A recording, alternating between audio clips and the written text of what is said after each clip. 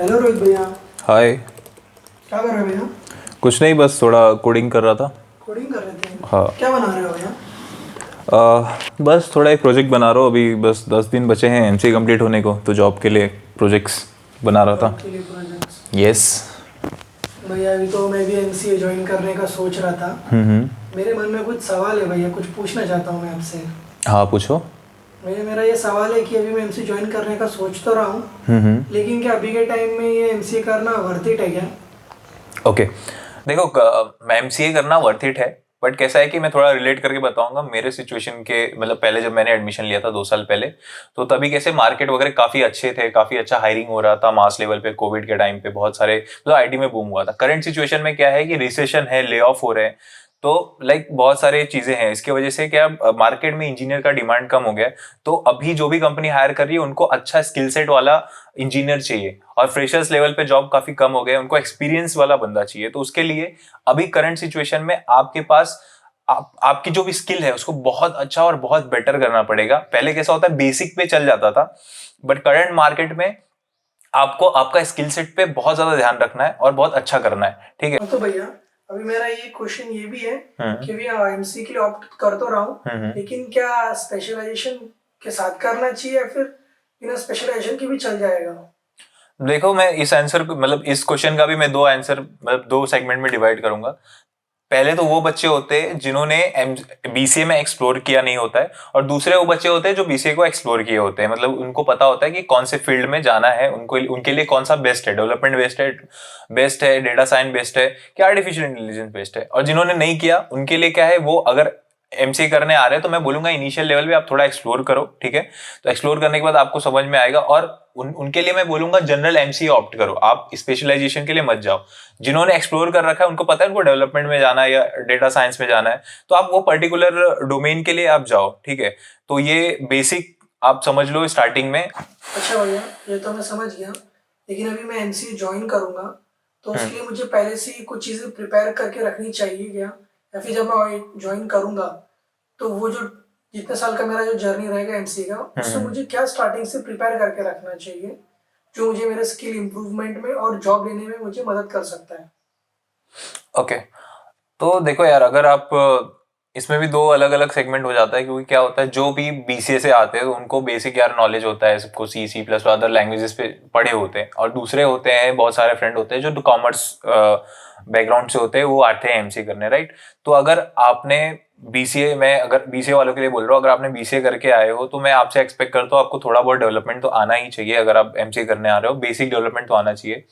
और जो commerce background से आ रहे हैं, जो नॉन आईटी फील्ड से है, तो वो उनके लिए तो आते ही मैं बोलूंगा कि आपको बेसिक स्टार्टिंग में डेवलपमेंट ही करना चाहिए, क्योंकि कैसा है कि डेवलपमेंट इजी भी होता है और इजी टू अंडरस्टैंड भी होता है। तो उनके लिए मैं बोलूंगा वो आप पहले डेवलपमेंट से चालू करिए, और फिर स्लोली स्लोली स्लोली अगर आपका लॉजिक थोड़ा बिल्ड हो रहा है फिर आप डीएसए वगैरह टच करिए, तो आपको ज्यादा बेटर होगा। और जो बीसीए वाले हैं उनके लिए तो आप भाई डेवलपमेंट आपने बेसिक किया उसको ट्राई करो कि इंप्रूव करो और अच्छा उसका स्किल सेट बनाओ उसमें उसके अंदर, और डीएसए भी साथ में चालू करो जिससे आपका लॉजिक बिल्ड होगा।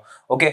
सो ये एक बेसिक प्रीरिक्विजिट है दोनों के लिए, जो आईटी फील्ड से और जो नॉन आईटी फील्ड से, तो उनके लिए बेसिक। भैया हमें कॉलेज की पढ़ाई और थोड़ा हमारा एंजॉयमेंट भी, हम इसको कैसे मैनेज कर सकते हैं पीजी में? हाँ देखो, इसमें भी कैसा है ना कि कॉलेज आए हो तो डेफिनेटली यार मस्ती मजा तो होना ही है, क्योंकि बहुत सारे लोगों के लिए लास्ट डिग्री होगी और बहुत सारे लोगों के लिए नहीं भी होगी, क्योंकि उनको आगे भी पढ़ना होगा। तो देखो क्या है ना, अभी अगर आप आए हो तो ट्राई करो आप अपने कॉलेज मतलब जो अपना ड्यूरिंग सेमेस्टर जो स्टडीज होती हैं उनको आप मेंटेन करके चलो। साथ ही साथ आपका जो मैंने अभी बताया प्रीरिक्विजिट में कि आप आ रहे हो और अपने स्किल सेट पे जरा ध्यान दो और उसको साथ में लेके चलो, आपका स्किल अच्छा बने रहना चाहिए। आप कॉलेज स्टडीज भी करो, और बहुत ज्यादा मैटर करता है सीजीपीए थोड़ा मेंटेन रखो, 8 सीजीपीए तक मेंटेन रखो। बाकी यार मस्ती मजाक ये सब तो चलता रहेगा। आप कॉलेज लाइफ को भी एंजॉय करो, घूमो, फ्रेंड्स के साथ जाओ, बट साथ ही साथ आपको अपना डेवलपमेंट और स्किल सेट ये सब पे ध्यान रखना है। और ट्राई करो कि केटी ना लगे, आपको बैक ना लगे, तो ये बहुत ज्यादा बेटर हो जाएगा। भाई हमें कॉलेज से क्या क्या एक्सपेक्ट करना चाहिए, हम क्या एक्सपेक्टेशन लेके जा सकते हैं कि वो एटलीस्ट हमें ये चीज़ तो प्रोवाइड करवाएंगे, या फिर हमें कुछ चीज़ें हमारे एंड से करनी चाहिए?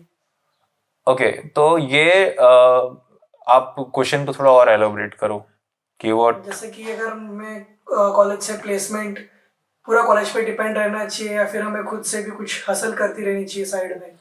देखो मैं ये एडवाइस करूंगा, अगर आप फर्स्ट टायर या सेकेंड टायर कॉलेज से हो तो that is well and good, क्योंकि वहां पे प्लेसमेंट होता है। अगर आप थर्ड टायर कॉलेज से हो जहाँ पे प्लेसमेंट नहीं, आपको पता है, आपको बोल रहे हो कि नहीं हमारे पास आता है 5-6 लाख के पैकेजेस है, बट अदर हैंड वो रियलिटी नहीं होती, वो सिर्फ आपका मतलब एडमिशन के लिए ये सब चीजें करते हैं। बट यहाँ पे आप अगर थर्ड टायर कॉलेज से हो तो आपको एक्स्ट्रा एफर्ट लेने की जरूरत है, एक्स्ट्रा मेहनत करने की जरूरत है, अपने स्किल सेट पे काम करने की जरूरत है, क्योंकि आपको सिचुएशन पता है मार्केट का। तो और जो फर्स्ट टायर कॉलेज से बच्चे हैं उनके लिए मैं बोलूंगा कि ठीक है आपका कॉलेज में कंपनियां आ रही हैं, बट स्टिल आपको भी थोड़ा एफर्ट लेने का जरूरत है और अपने स्किल सेट पे काम करो। थर्ड टायर कॉलेज वालों को मैं बोलूंगा भाई तुम आप बाहर से अप्लाई करो, कॉलेज के ऊपर डिपेंडेंट मत रहो। तो भैया अभी हमें जब इंटर्नशिप की बात हो रही है तो हमें इंटर्नशिप कब से कब करना स्टार्ट कर देना चाहिए, अप्लाई करना?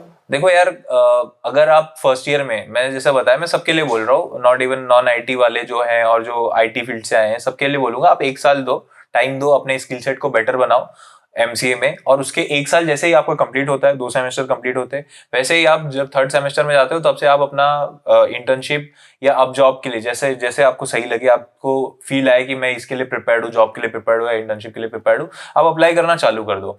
क्योंकि और बहुत सारे प्लेटफॉर्म अप्लाई करने के लिए, आप सबको पता है बेसिक इंटर्नशिप वगैरह के लिए इंटर्नशाला वगैरह है, naukri.com, ये सब हर जगह इंटर्नशिप मिल जाता है, इंडीड एंड ऑल, बहुत सारे वेबसाइट्स हैं। तो वहां जाके अप्लाई करना चालू करो, इंटरव्यूज देना चालू करो, इंटरव्यूज का एक्सपीरियंस लेना चालू करो। क्योंकि क्या होता है स्टार्टिंग में बहुत ज्यादा फियर होता है हमारे अंदर इंटरव्यूज को लेके कि क्या पूछेंगे क्या नहीं होगा, तो वो सब देना चालू करोगे ना तो एक बार हैबिट हो जाएगा। तो आपको 1 सेमेस्टर के बाद आप देते रहोगे तो स्किल भी आपकी बिल्ड होती रहेगी, क्या क्वेश्चन पूछ रहा है इंटरव्यू में, क्या होने वाला है, तो आपको वो भी पता चल जाएगा और उसके हिसाब से आपका फियर भी निकल जाएगा। तो आपको आगे जाके इंटरव्यू देने में, मतलब अगर आपको कोई अच्छी कंपनी आ गई आगे जाके तो बहुत इजी पड़ेगा, इंटरव्यू दोगे आपका आराम से क्रैक भी हो सकता है। तो दैट्स इट, मैं बोलूंगा आपके आप फर्स्ट 1 साल दो, उसके बाद आप सेकेंड ईयर के स्टार्टिंग में स्टार्ट करना चालू कर दो इंटर्नशिप या जॉब के लिए। भैया मैं अपने फ्रेंड्स वगैरह से सुनता हूँ कि उनके जो रेज्यूमे वगैरह वो सिलेक्ट नहीं हो पाते हैं, कि उन्हें चांस ही नहीं मिल पाता है।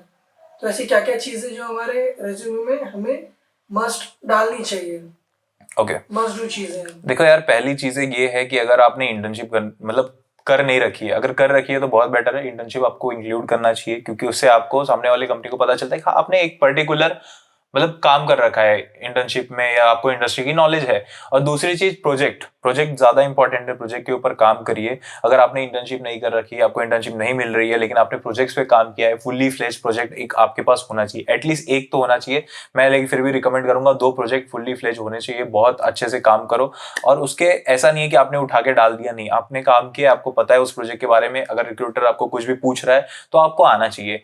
तो प्रोजेक्ट इज इंपॉर्टेंट सेक्शन है, ठीक है, ये सब चीजें में तो वो तो डालो ही डालो। आपकी स्किल्स क्या क्या आपने किसके ऊपर काम किया है वो सब इंपॉर्टेंट है, वो डालो, वो एकदम स्टार्टिंग ऑफ द रिज्यूम पर रखना है। क्योंकि क्या होता है रिक्रूटर जब भी आता है किसी समझ लो पर्टिकुलर पाइथन डेवलपर के लिए ढूंढ रहा है, तो आपने अगर ऊपर डाल रखा है कि पाइथन का आपने प्रोजेक्ट कर रखा है या आपका जो स्किल है आपने पाइथन सीख रखा है, आपने पाइथन में ये सब कर रखा है, तो वो सामने रिक्रूटर को दिखता है तो वो जल्दी आपको मैसेज करता है या रिप्लाई करता है, आपका रिज्यूमे सिलेक्ट होने का चांसेस ज़्यादा हो जाता है, ठीक है।